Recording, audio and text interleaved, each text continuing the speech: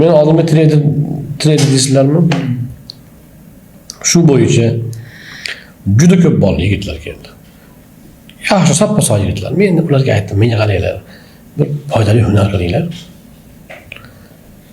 Hozir o'qimaganmiz. O'qing, 1 yil o'qing. O'qing, 1 yil, 6 yil, bir kichkina bo'lsa ham hunar o'rganing. Odamlarga manfaat keltiradigan bir narsa taqdim qilib pul toping. Nimaga siz qimorni singari pul topishga intilasiz? Yigit kishisiz, sog'lomsiz.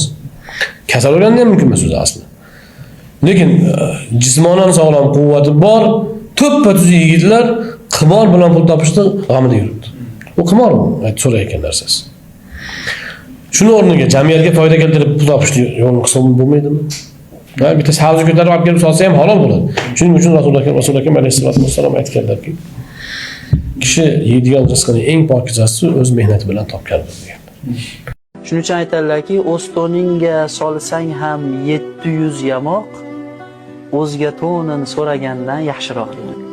Ya'ni birovga borib yalinib, o'zingni xor tutib, qosh-qovog'iga qaraganingdan ko'ra, mehnat qilib, qiynalib, sovuqda qo'llaring qavarib, peshonalaring tirishib yurganing yaxshiroq.